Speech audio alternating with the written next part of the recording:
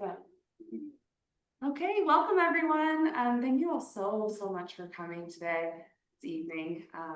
We were really excited to get together with you guys in person because I know a lot of this stuff takes place all virtually up until the event, and we wanted to see you guys and see your faces and connect. And thank you to you all who were able to make it virtually. And if you're listening to the recording, thank you for taking the time to do that. So I will let Lara introduce herself and say anything that she wants to say just about you personally and anything else, and then we'll dive into retreat stuff, Q&A, and all of that. Oh, yeah. Well, I'll keep it super short. I mean, I know a lot of you, there's a few faces I don't know. So welcome and thank you all. We are so excited about this trip. I know some people are signed up, some people are not. This will be my first time doing this, and thankfully Colleen is the lead teacher in this venture. But she invited me to join her and literally said, "You can think about it," and I was like, "Yes." I did not need to think twice, like not even 10 seconds. So, and I know that Colleen went last year and absolutely loved it. So. But I'm the owner of Lexington Salt Cave, and we expanded in January to include yoga and all the other things after Lauren decided to downsize her business. And so it's been a really exciting, fun journey. I'm super excited about this trip. I did my yoga teacher training in Richmond, Kentucky with Amanda McMain, Essence of Yoga Center, who unfortunately is no longer with us, but she has left her legacy and her stamp on so many of my teachers and also me. So hopefully we'll carry a little piece of her with us to Italy as well. And I don't know, after that, yoga changed my life. I think that's the reason I ended up opening the Salt Cave to begin with. So I'm here because of yoga, and I just want to share it with everybody. My style will be slightly different than Colleen, so we're going to be, I think, a really nice complementary blend of different yoga, meditation, and of course, some fun and some wine and some food. So yeah, thank you all for coming. Well, Thanks, Lara. My name is Colleen Potter. Lara and I met in 2020, I believe. We were in the same business coaching group with a business mentor, and she was in the thick of opening the Salt Cave at that time, and I was starting my business as a health and wellness coach. So what I do day to day is women's health and wellness coaching, and I'm a Reiki master and yoga teacher. And so I primarily work with high performing women on beating burnout, aligning your energy and your bodies, healing hormonal health issues, and just creating really soulful, successful, happy lives. So that's kind of the long and short of me and my mission. But from a yoga perspective, I've been hosting yoga retreats and women's retreats in Lexington and Kentucky area since 2021, I believe. And so this will be my second international retreat, but we're going back to the same place. So I'll give you guys some more details about that in a little bit, but I'm really excited to go back to Italy, back to Tuscany. I had the opportunity to go last September with a different group, and with my friend Allie Malice, who's an amazing yoga teacher here in Lexington. And we stayed at the venue that we're going to this year, and it was absolutely phenomenal. So I'm very pumped to go back and experience that again. As a yoga teacher, I did my yoga teacher training in Asheville, North Carolina at the Asheville Yoga Center in 2013. And since then, I've taught at a bunch of different places around Lexington, including here at the Salt Cave, and currently teach at Sterling Hot Yoga primarily.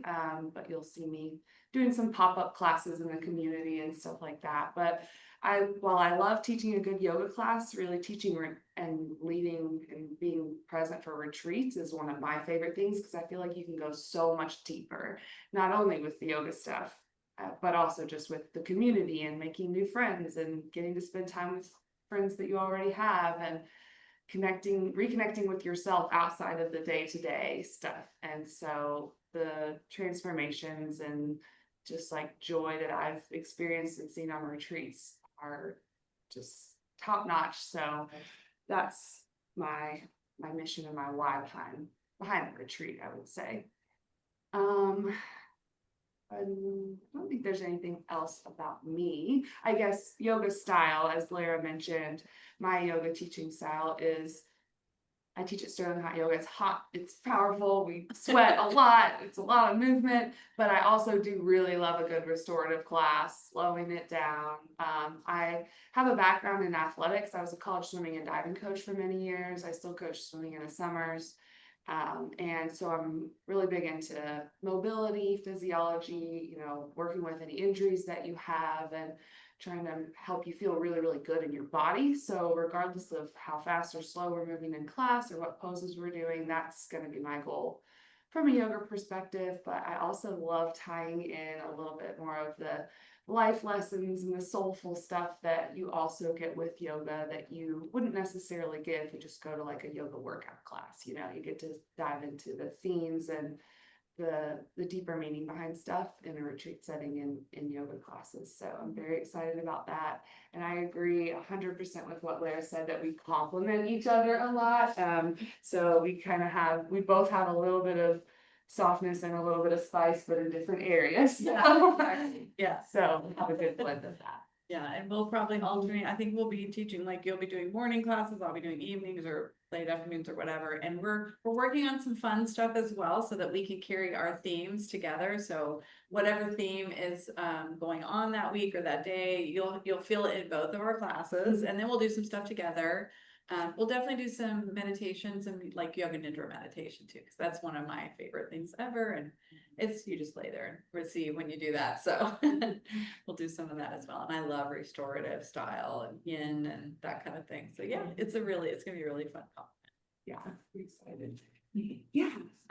So actually, before we get into the logistics, I'd love to just do a quick drop in if you guys are game. Won't be super long, but just a moment to close our eyes and step into the intention that you showed up here with today. And so yeah, you can get comfy on your mat, or even if you want to lay down for a second, absolutely feel free to do that. Whatever feels good. If it's comfortable for you, you can close your eyes, you can relax your arms, or if you'd like to bring one hand to your heart center, you can. Let's share 3 deep breaths together. Deep inhale through your nose, filling your lungs all the way up to the top. And exhale to release. Amazing. 2 more times, just like that. Deep inhale. And exhale to release, feeling yourself coming back into your body, back into the present moment. And on your last breath, fill your lungs all the way up, even deeper, biggest breath of the day yet.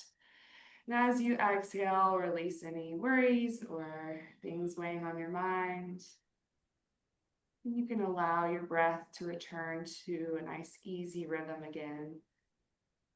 And think about what called you to show up today, whether that is you've already signed up for the retreat, or you're curious, or you just wanted to get out of the house and meet some new open-hearted people, or spend time here in the beautiful studio. Whatever the case is, just bring that to the front of your mind. Breathe some life into it. Thank yourself for showing up. Thank yourself for carving this time out of your busy schedule to make time for you and for connection.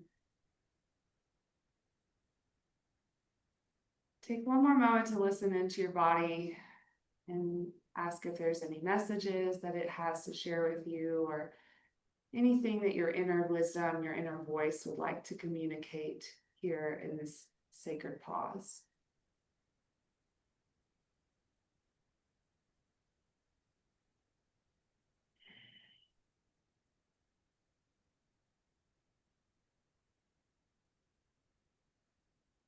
Beautiful. Let's take one more deep breath together. Exhale, release, and take as long as you need. Whenever you're ready, you can blink your eyes open, come back to the present moment. And you all look so much brighter now. Thank you all for sharing that moment. Everybody's shoulders are a little over. I think I needed that too. Heat up and excited to meet everyone. Yeah, exactly. I'm gonna put my phone, look at my notes, but Well, yeah, and I did look at the email. I did not see any questions from anybody on Zoom. So if you do have them, feel free to throw them out there while we're on Zoom.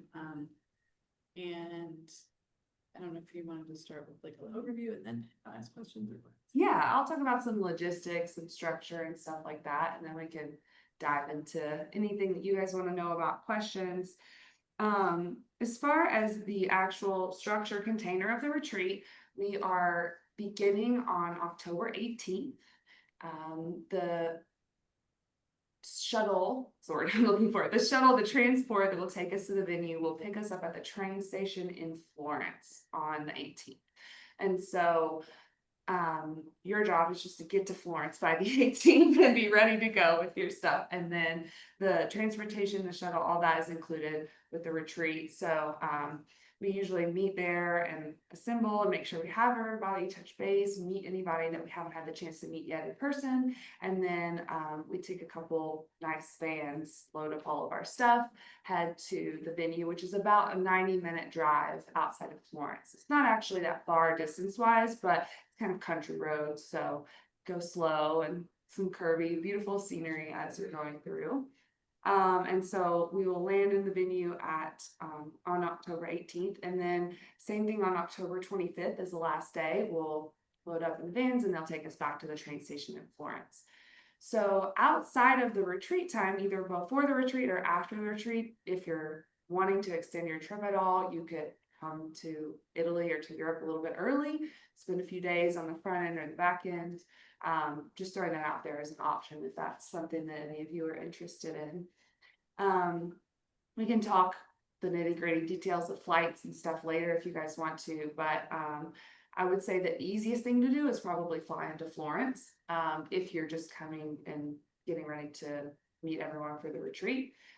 You can also fly into Rome, and it's a really easy train ride. So those aren't the only options by any means, but I would say those are probably the two most straightforward. And then I'll talk a little bit about the actual retreat, and then we can talk more travel details later if you guys want to. But the actual retreat, so once we land, the place where we're staying is called Villa Locanda, and it is a really lovingly restored Tuscan villa. It's all like this, the reddish stonework that you see in Tuscany. And the really nice thing I like about this venue compared to other international retreat centers is that we have the place to ourselves. A lot of places you go, it's a retreat center, so you have multiple retreat groups and you guys can rotate using the yoga space and all that. But this is the people who are working at the venue and the retreat leaders and us, that's it. So it's really nice. Just like a very cozy, private place. And inside there's like a big outdoor patio dining area that's covered. So depending on the weather in October, I think it'll be really nice because I think it's a bit warmer there than it is here in October. I was there in September last year and it was more like July, August weather here. So hopefully, you never know what you're going to get with weather, but hopefully it's going to be more of like a late September kind of feel as far as the weather goes there. And so ideally we can eat most of our meals outside under that covered patio, and it overlooks lavender fields because it's on a lavender farm. And it's really, really pretty. And you can see the town, it's a very small town called Radicondoli, and it's about maybe a mile and a half, 2 miles away from where we're staying, but you can see it from the patio area. It's up on a hill. It's a really tiny, quaint town, so it's very cool. You can look across the landscape. But there's also an indoor dining area where they serve all the meals and you can have breakfast in there. Just a nice lounge area where you can study or read or sit on the couch or sit at the table. And then as far as meals go, we have 3 meals a day served at the venue, except for days when we're out on an excursion. And on those days, you're responsible for lunch. So we'll be out. You can grab something out to eat in the location where we are. But the meals are all cooked from scratch right there that day. They have one head chef and a couple extra chefs who are there like all day long getting the food prepared. And I will say the food was like my favorite part of the whole trip last year. It was really, really good. And so I think we also do a cooking class, and it's with the head chef there at the villa. So it's there in the venue. They walk us through. Last year we made spinach ravioli from scratch. Hopefully it's something similar to that. And there's also a pool, and they were building a sauna last year when I was there, so I'm hopeful that I think it should be all done to have the pool and the sauna. I don't know if the weather will be like get in the pool and swim weather, but hopefully it's at least relaxed by the pool weather and maybe take a dip, get in the sauna. But it's Depends definitely, on if you like cold plunge or not. yeah. I'm into the cold pool feeling, some people not so much, but I'm trying to think what else.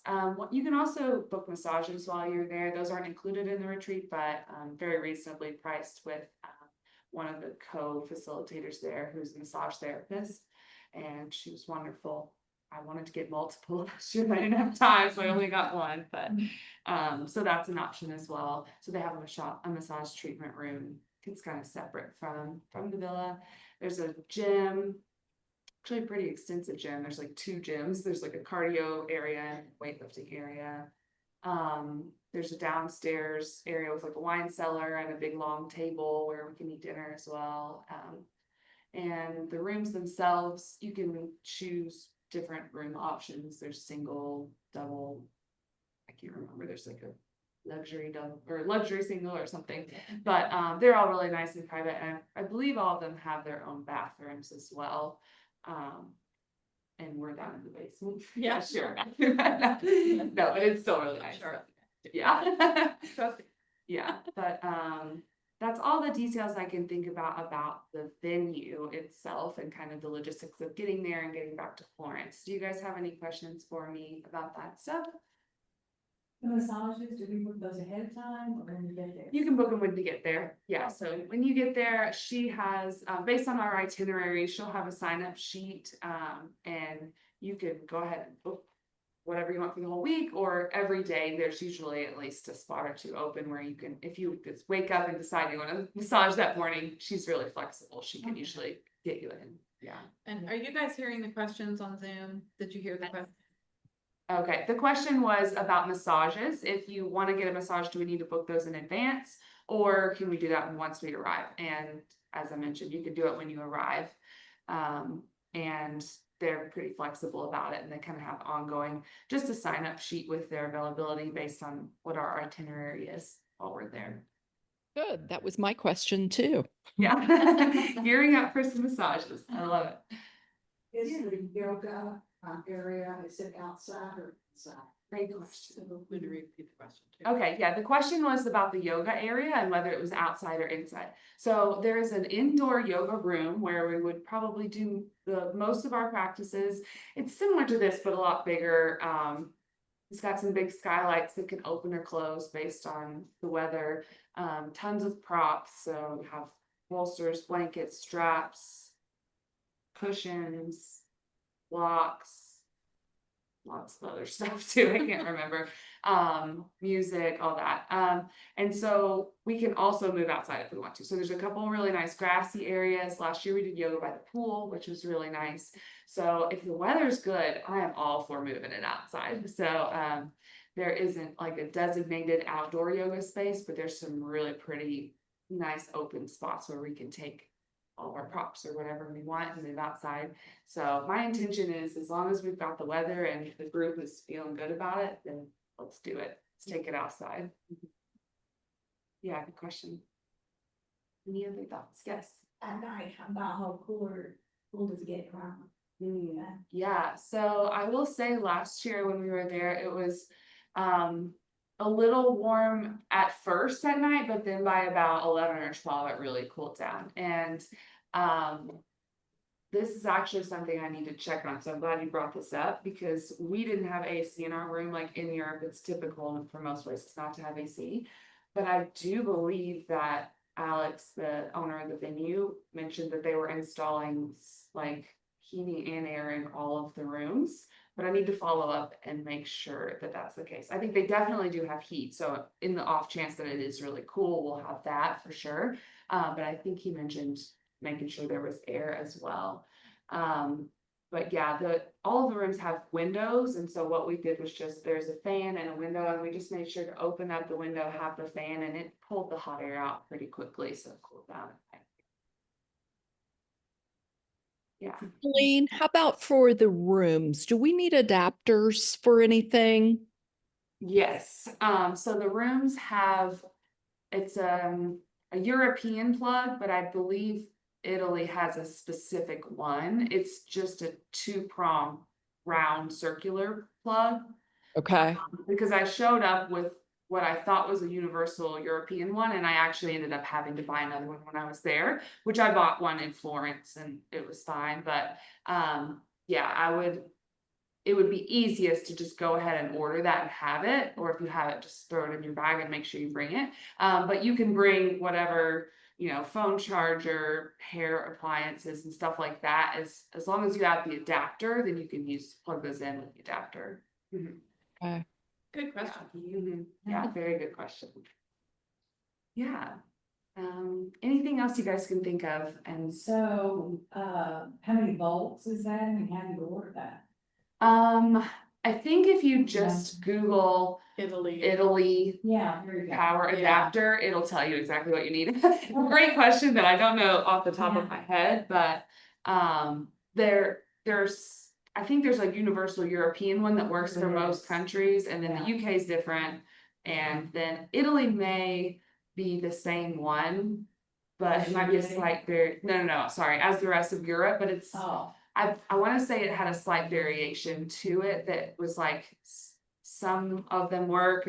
It's almost like Okay. here you have a 2-prong or 3-prong. Italy is a 2-prong. So if you have a 3-prong adapter, even if it's a universal European, you'll have to get a 2-prong one. all right, okay. Yeah. Yeah, if you guys end up not finding the right thing, just let us know and we'll find out exactly what it's called or what we'll make Yeah. sure, yeah. We have to do, I have to do it too. Yeah. Colleen, for your trip, your last trip, did you spend most of your time in yoga clothes, or what kind of clothing did you take? Really good question. Yeah. I would say that I actually spent probably about half the time in like comfy but cute clothes because we would be so like a sundress or like flowy pants and a cute top or shorts and a tank top or yeah, something like that. And I think it really partially depends on the group and how much people want to dress up versus how much people just want to relax. But every night people tended to throw on something a little nicer for dinner. But every once in a while, if you're tired and it's been a long day, you can still show up to dinner in your yoga clothes if you want. Anytime we went out for an excursion or to a winery or something, people would dress up a little bit. So I would bring, at least 3 outfits that are a little dressier, but still comfy to walk around in and do things.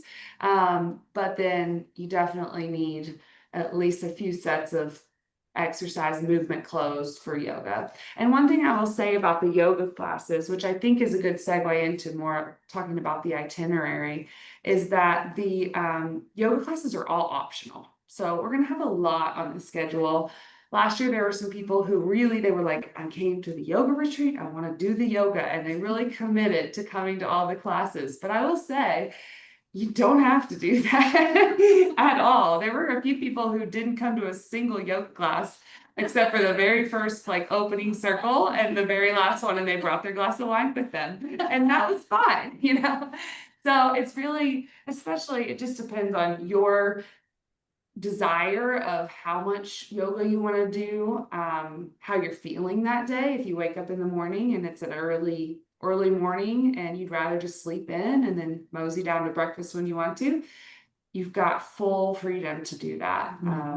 And you don't have to feel bad about it. And I think the group last year did a really good job of having people on all ends of the spectrum where nobody felt bad for like being the only one that didn't show up to yoga or something. And even as teachers, like there'll definitely be classes where I want to take your class and you take my class, but I also think we can go and like give ourselves the morning off and not come to yoga and just relax or sleep in and take some time off of leading and holding space. So I encourage you guys to do that as well.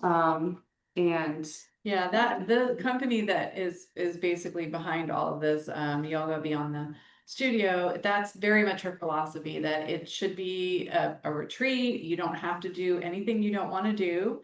And all of the yoga is designed to be beginner friendly, and to accommodate all levels of yoga. And I know both of us teach, and the one thing I know we share, besides like loving a lot of the restorative, is if you're in one of our classes and something isn't working for you, do whatever you want.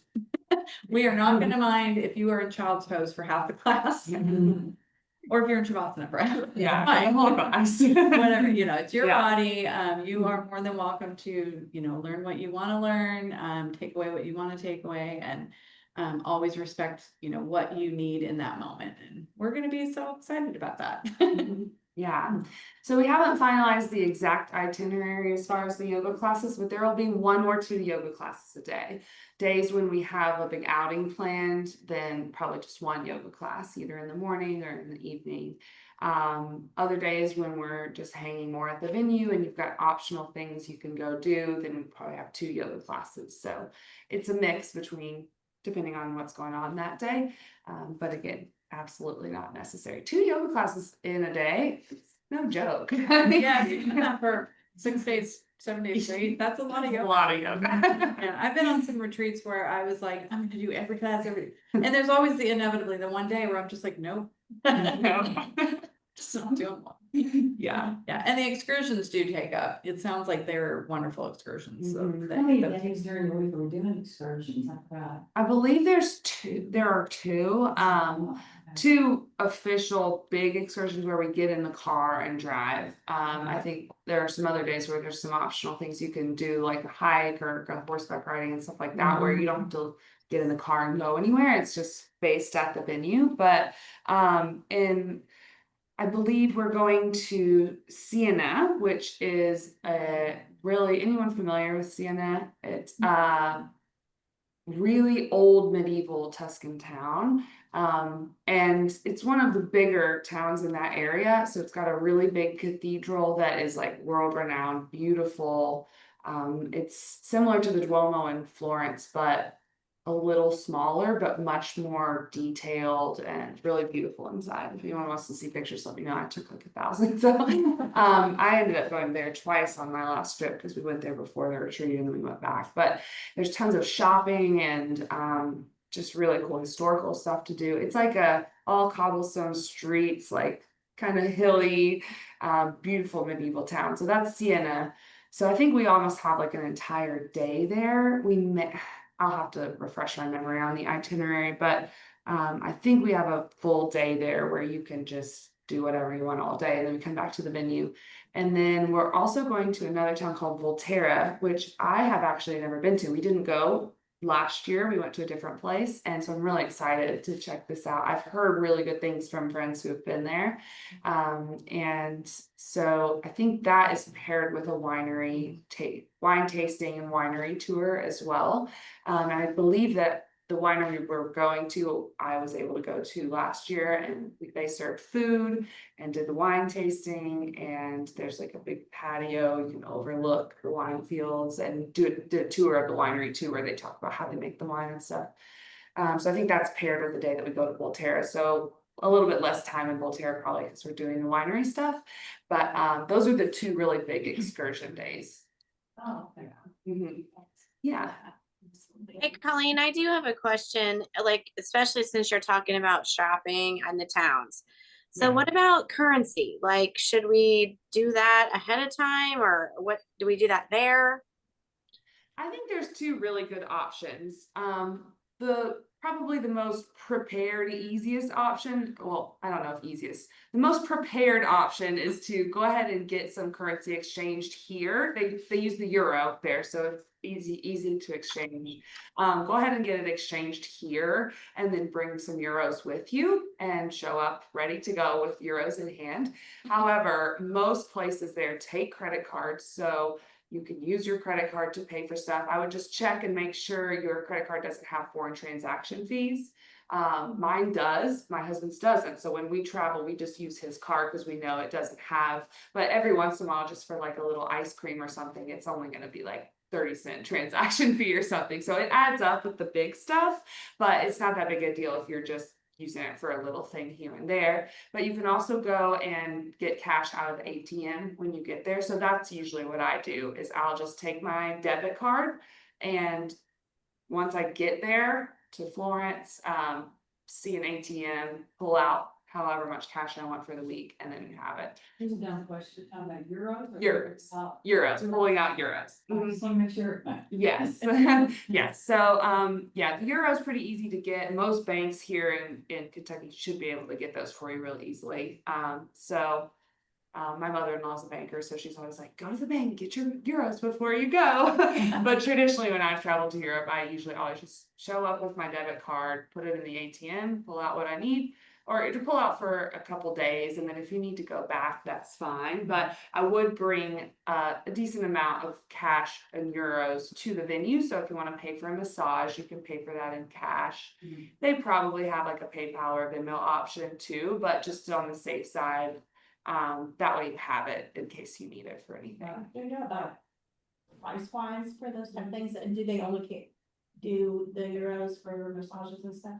Well, most likely. Yeah, I'm trying to remember. I believe that it was, I may be misspeaking here, but my memory is telling me that it was about 90 euro for an hour massage. So, Probably comparable to here. yeah, so that's in American dollars, probably about 100, 110 something. And I know I've heard like, and I don't know if this is true and this speaks similar, but like some of the food, like coffees and ice cream things are less expensive there. Like, you know, we go get coffee for $4 or $5 a cup. yeah. And like, you know, you can get the $2 really beautiful coffee over there. That's probably way better than what we're getting here.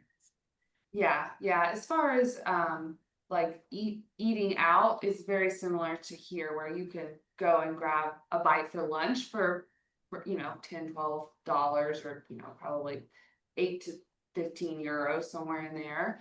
But then if you're gonna sit down and have a big meal and get wine, then it adds up. But I would say probably in Florence, the food prices are maybe a little bit higher than what we're used to here in Lexington or in the Kentucky area. But out in the smaller towns, it's not quite as high. It'd be a little more what we're used to here.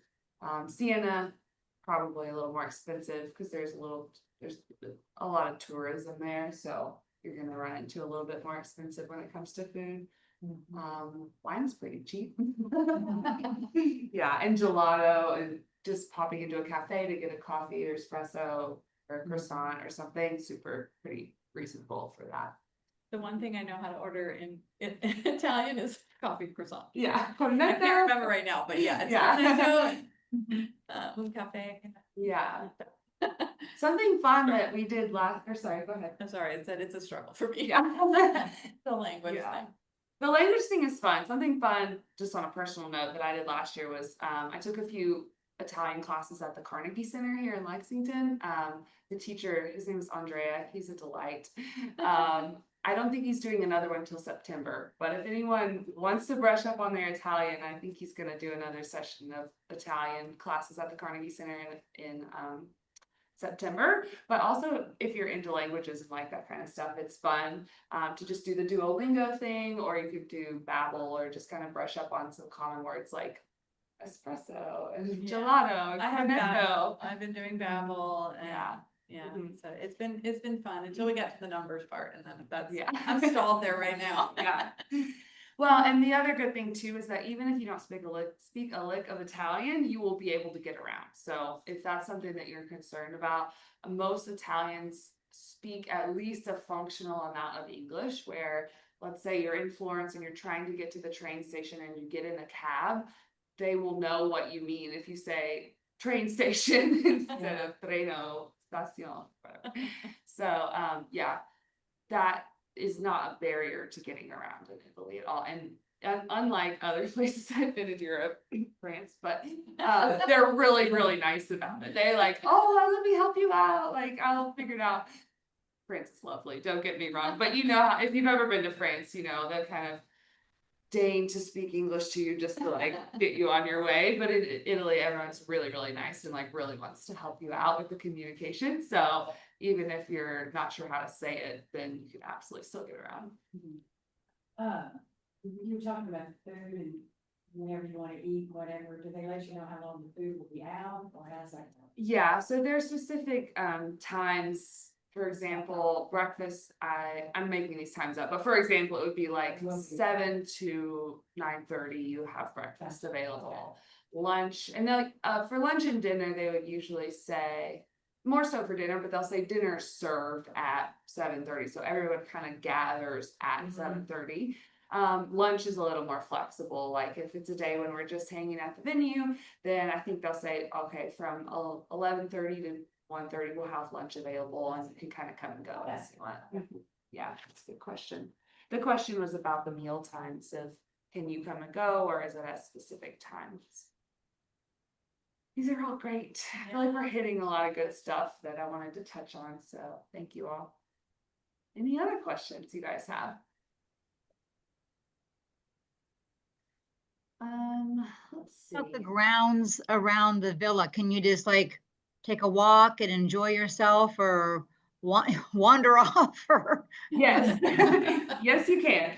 Yeah, it's a really beautiful remote area, but it's very safe. And there's a couple hiking trails that you can take from the villa through neighboring farms that know we're there and are fine with you walking through.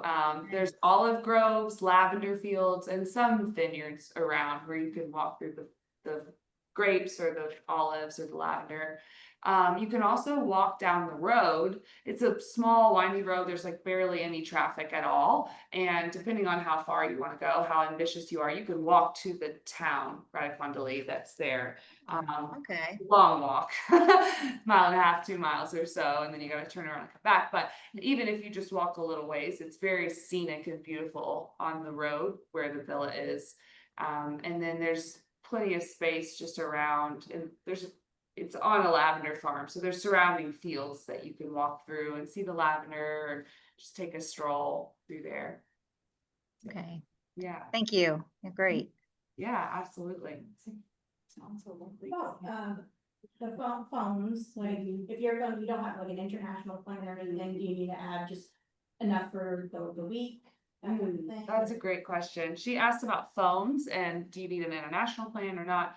So I believe that if you didn't want to do any international plan, what I would recommend is just turn your phone off until we get to the venue, and then you can keep it on airplane mode, but plug into the Wi-Fi. So you can still send iMessages, emails, get on the internet. You just can't. Okay. You can still FaceTime, but you can't make a phone call or send like an SMS text. So that's the cheapest way to do it for sure. But if you want to, I think it depends on your phone carrier. So I'm only familiar with AT&T because that's the one I have, but you can do a $10 a day international plan. So if you use it, they charge you $10 that day. But then if you have a day when you don't need it, then you don't have to turn it on. So that's pretty easy. And that's I usually end up doing it every day, but there's like a 10-day maximum on AT&T per billing cycle. So if you hit 10, it's $100, and then you can keep using it. I have no idea what that looks like for other phone carriers. But that's just my experience. And I've done it both ways on various trips. Some trips I only used Wi-Fi, and when I wasn't on Wi-Fi, I just went on airplane mode or turned my phone off. Other trips, I was really grateful to have the international plan and used it, especially if, I was on a trip where I rented a car and we were trying to navigate and pull up the map. But on this one, you're not having to, once you get to the retreat, you can just be a passenger princess and relax, and like, you don't have to, other than communicating with loved ones or sending pictures or looking at social media or whatnot, you don't have to have it to get around necessarily. Yeah. How was the train station? Because I'm coming in a day early and then staying the night and then going into the Rome train station from there. How easy or easier or difficult it is to find the exact, I guess, pad you're supposed to stand on? I heard from other people that they had a hard time trying to find where the proper you know, where to stand. Yeah, And it's check train. where your train's leaving. How did you get the right train? Yeah, that's a good question. I haven't been to the Rome train station. To fill you guys in, she's asking about the train station setup and how hard it is to find your gate and figure out where to line up and all of that. The Florence train station, I will say, is busy. There's people everywhere, but there are very clear signs of what platform, that's the word I was looking for, which platform is which. And if you have your train ticket, which you can purchase ahead of time, you said are you taking a train from Rome to Florence or? From Rome to. Okay, yeah, so if you have your ticket, it should tell you the platform that they're meeting. But usually there's a big board on the wall that tells you like whatever time your train's leaving, it'll tell you what platform is happening there. And then they're in chronological order, but as long as you can figure out what side's 1 and what side's 20 or however many platforms there are, that you can figure out where you need to line up. But it's a little chaotic, I won't lie. Yeah, get there early. Yeah, but I haven't been to Rome, so I don't know what the Rome train station looks like. But Florence it's a manageable size. I think there's maybe 16 or 20 platforms, and you can see them all from just anywhere in the station. Yeah, so you just walk up behind whichever one you're supposed to be at and just kind of stand there and wait, and someone will direct you where to go. Mhm. Yeah, I have a question related to that actually. Yeah. So I know just reading through some of the stuff that is on, you know, the travel website, they do recommend coming in the day before and just finding your own lodging. In your experience, is that just because of travel delays and worries about missing the shuttle, or is the shuttle, does it leave fairly early that day that you go to? If I remember correctly, I think we leave a little after lunchtime, maybe Okay. like 1-ish. So it might be difficult to get a flight where you're getting in the morning early enough and then having, so that's just something to think about is, you know, adding that extra day, I think, before.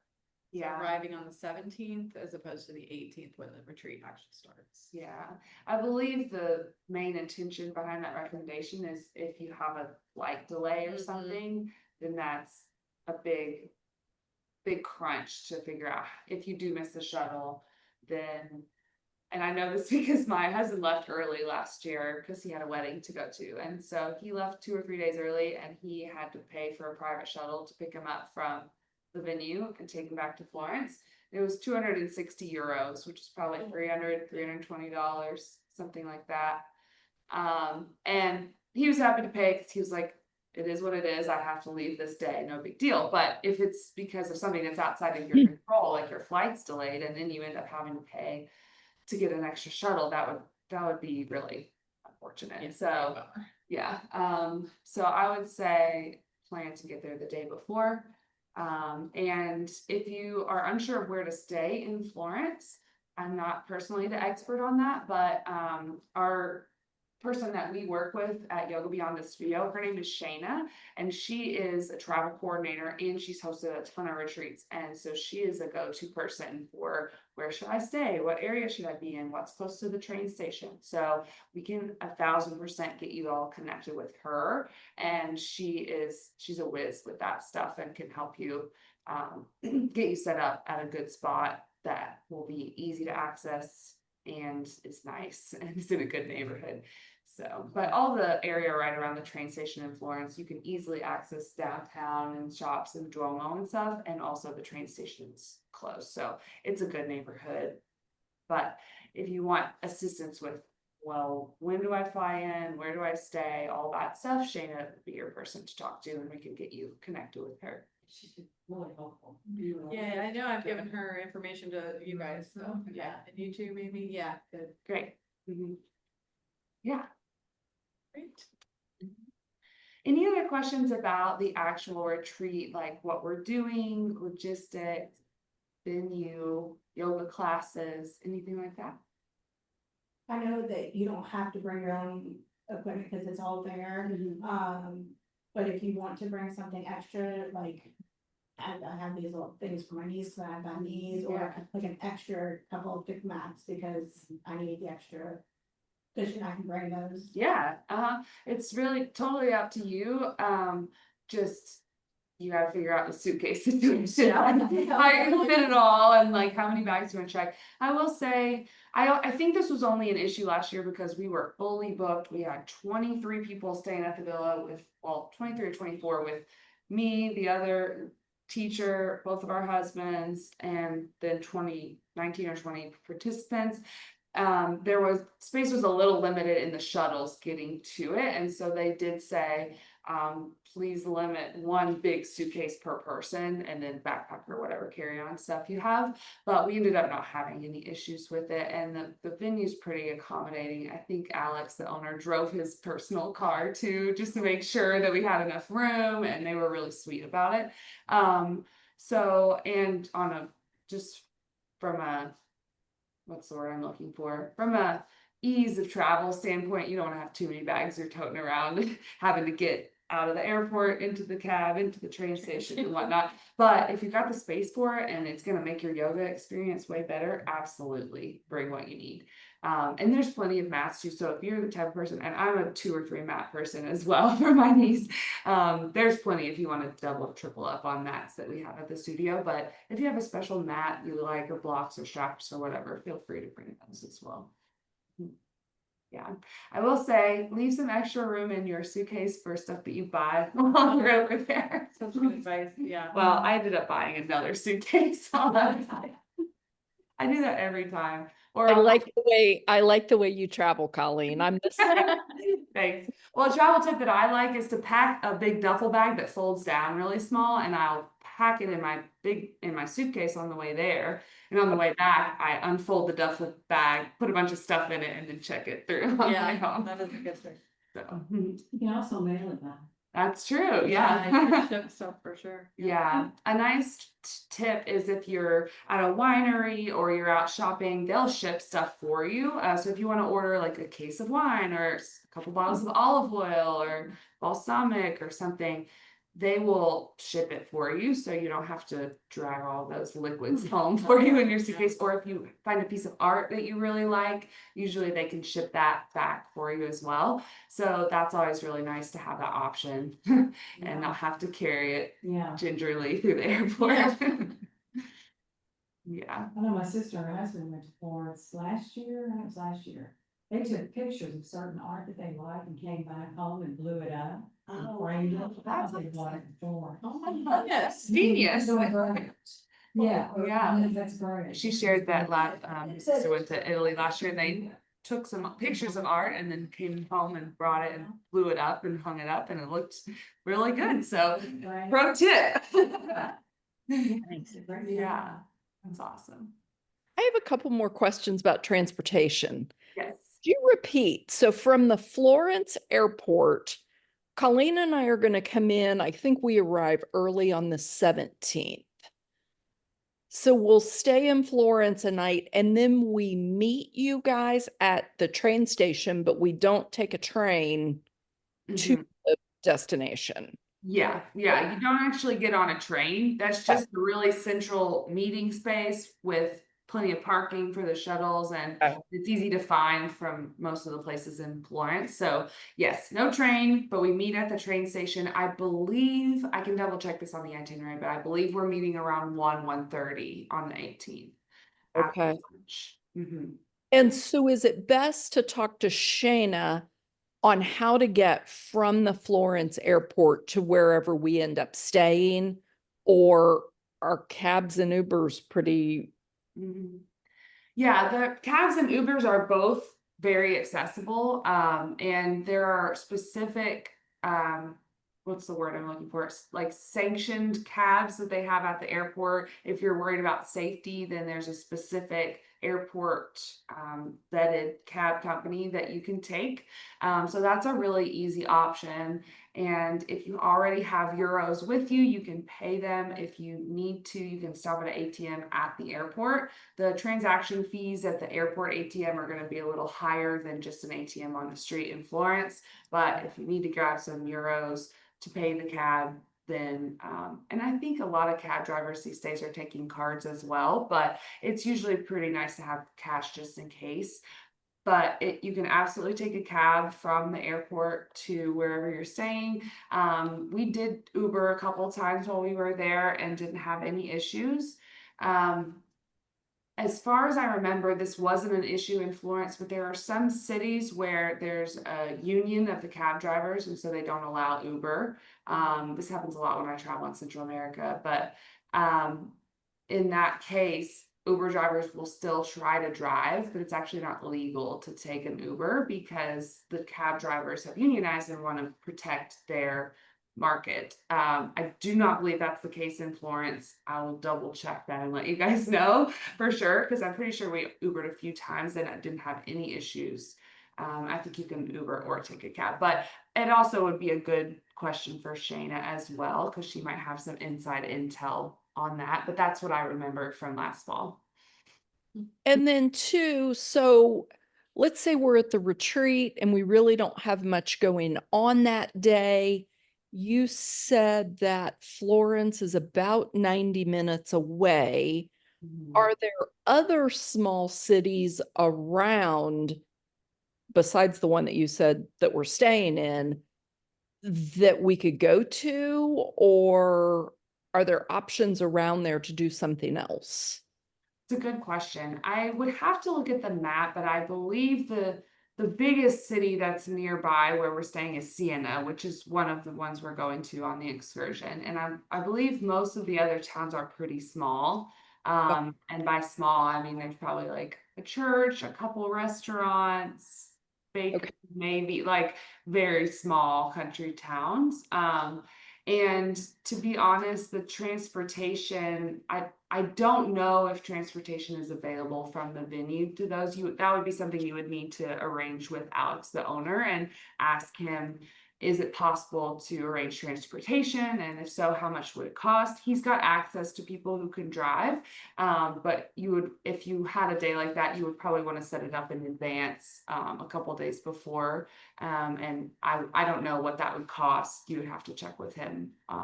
Yeah, and that was kind of my next question. If I wanted to go back to Florence for the day, You want to go back to Florence, it's at least 260 euros. Okay.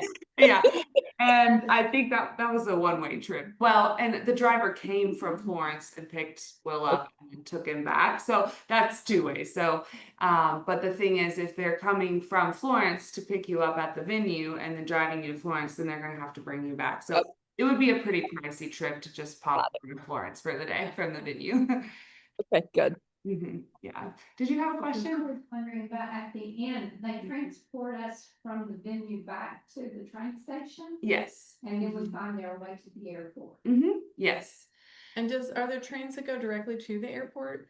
I believe there's a bus that will take you to the airport. So her question was, on our last day, they'll take us from the venue back to the train station in Florence, and they were asking about how to get from the train station to the airport. The easiest way would probably be to take a cab or to take the bus. We last time I was there, I walked from the train station to my hotel because it was very close, and then I stayed the night, and then the next day got up and I think I took a cab the next morning to the airport. And if you're staying at a hotel, whether it's before the retreat or the night after, the people at the hotel are really accommodating at setting up a cab for you. And you really don't need to give them much notice. You can usually just walk into the lobby and say, hey, can you call a cab for me? And they'll call and they'll be there in 10 minutes or so. About tipping in Italy, do they expect tips or? It's not as much as here. So I'll have to go back and double check on this, but I believe tipping it's nice, but it's not required. And a lot of restaurants where you eat, a service charge would be built into the bill. And some restaurants here are kind of starting to do that.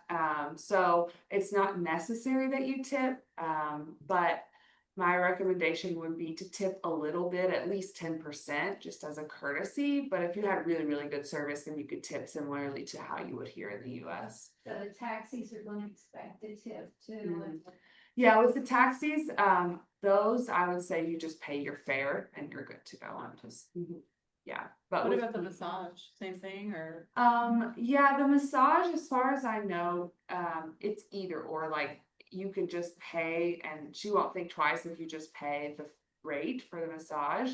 But if you are like, wow, that was an amazing massage and you wanna give her a tip, always appreciate it, but I don't think it's not like expected, kind of like it is here. Interesting. Yeah, if I remember right,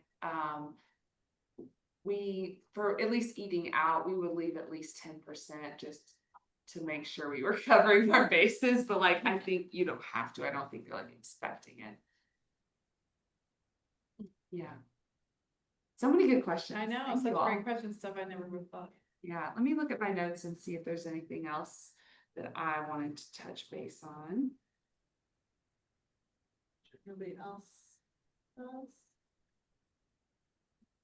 I think that covers most of what we were gonna talk about. I wanna bring up a theme that we were gonna, we'll flesh this out more Oh, before we really leave, but I think one of the themes that is really important to Lara and I is this theme of being able to savor.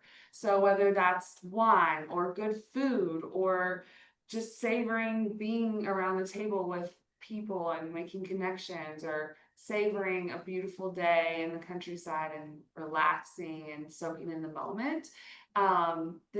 This retreat really lends itself to being able to slow down and just soak up the goodness of the moment, whatever it is for you in that moment. So I think that for me is a really important part of this, of being able to step outside of your normal day-to-day routine and plug into something a little more magical, a little more delicious and fun and playful and relaxing. And then you can do with that what you want. You can make it activating and adventurous and do, you can be out hiking around and seeing stuff and going to the gym and getting in the pool, or you can sit in your room and read a book for a week, and that might be a really nice experience and come down for meals. So Yeah. I love that you can really choose how much, but I will say, and I think this goes back to your question, Deidre, about like, if you have a day when we don't have a lot planned and you want to go out and do something, across the board, last year, all of us were dying for a day when we didn't have anything planned and we could just hang out at the venue. And the retreat kind of came to a close, and we carved some time out like that for sure. But we were all like, man, we could have come here and not had a single thing planned all week and still had a great time. So it's more than you would expect, this urge to just slow down and soak it all in and just sit around and play cards at night, or sit around and talk with people that you haven't met before and have some deep conversations over a glass of wine or over dinner or dessert. And it's like time kind of bends and stretches a little differently when you're in a retreat setting than it does in day-to-day life. So that's something I'll offer you guys to think about, is this thing of savoring and just allowing yourself to land. And I think in any travel experience, it's nice to release expectations and just go in and see what unfolds. But I also do know that it's really nice to have the safety of knowing what time and who's picking you up and when your meals are coming. My husband and I do a lot of traveling on our own where, we cook all our meals, or we're backpacking or hiking. And this was such an amazing experience because you can just sit back and you don't have to do anything. All your needs are taken care of, but you also have the opportunity to dive in and experience a lot if you want. Yeah. And don't forget, there's a time difference. So there is going to be that kind of, getting used to. I don't know if there's really true jet lag with that. It's what, about 8 hours? I want to say it's 6 hours. So there's that. So keep that in mind, that it may catch up to you a day or two later. And that we talked much about like what kind of theme, and savor kept coming to mind, and just being really allowing yourself the time and the space, and maybe even like really tuning deep inside to your body and your spirit, or whatever's inside you, what it wants, and tuning into finding out what you want, what you need, and then creating that for you, giving you that space. Getting grounded. I mean, you could walk barefoot out in the, on the venue. It looks so beautiful. I mean, if you just want to go sit and smell lavender half the day, the time's gonna go like that. So Yeah. yeah, savor every moment, whether you're active or laying and watching, reading the book. Yeah. Watching a book. If Yeah. you're like me, I say book on tape and my kids Yeah. are like, how does any more mom? Well, and I think I brought a book with me last time, and I think I read it at the airport, but once I got to the venue, I didn't touch my book the whole time. So Because I just wanted to do nothing, or I wanted to be talking or interacting with people, so. We want to give every person there the grace to let them decide like how much or how little they want to do and experience. And it really is about savoring your time. This is your time to do what you want. Excited. Yeah. Yeah, and if you came tonight and you decide not to come on the trip, absolutely, I would encourage you to savor something or carve out a little time to do this, like. Definitely. Pressure to join us if it's not a fit this year, but for those of you who are already coming, we're thinking about it, like, we're really excited about it. Yeah, we'd love to have more. We've got more room. It's starting to fill up. 11. I think we have 11. 11, okay, I think we have 11 people signed up. So we have room for 9 more, is that right? I think 20 is the, And it doesn't have to be full, like, we're still gonna go. yeah. Yeah. But yeah, there is room, and I know it has filled up. A lot of her retreats do fill up, as we get closer to the deadline, or not the deadline, but. Yeah. That was one question I wanted to throw out there, and I don't know if you know this, but Shayna would be a good one to ask if we don't know, but what time frame as far as booking flights is she recommending? This is a really good question, and I have on my to-do list this week to touch base with her Okay. about what I'm gonna do for these. So So, we'll follow up with some answers to these questions, like either in an email or, yeah. and then we'll get that all out to you. And then if there's still more questions, and we may even get together one more time as we get much closer. For anybody who wants to get together, there's a chance we might be getting together for dinner at one of the people's houses who's good. offered. Yeah. We'll see. No pressure, Dorothea. Yeah. She's not on Zoom, but she's gonna watch the replay, so. Nice, yeah. Yeah. A deposit and when's it? Oh, okay, yes, this is a good question. I Do need you have the to, date? It's on there, Yeah. if it's on the website. let me double check. Yeah, so when you book, they will require deposit. She has payment plans. You can pay all up front. You can do a deposit and pay the rest later, or you can sign up for one of their payment plans. She does try to make it very digestible and easy as far as, not having to just plunk it all down in the beginning. And yeah, she does have a few, I don't think right now there's like big deadline looming, other than just when you sign up, you would have to put something down. The deposit is $600 for a double room, $1,000 for a single room, I believe. Yeah. There's 2 different double room options, which are $299.99 or $269.99. It's double occupancy standard or double occupancy superior, and the single occupancy single room is $36.99, and the deposit slightly higher for that, but $600 for a double room or $1,000 for the single.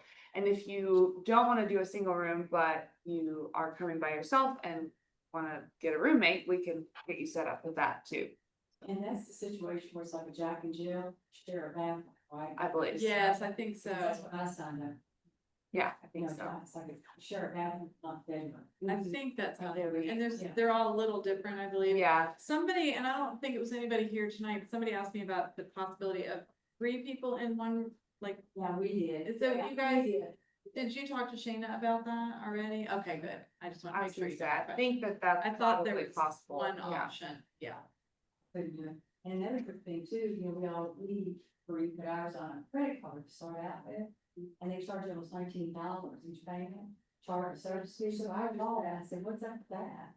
So now if you go through your bank, it's only like $4. Yeah. But I just went ahead and paid it off, but still at $18, oh my gosh.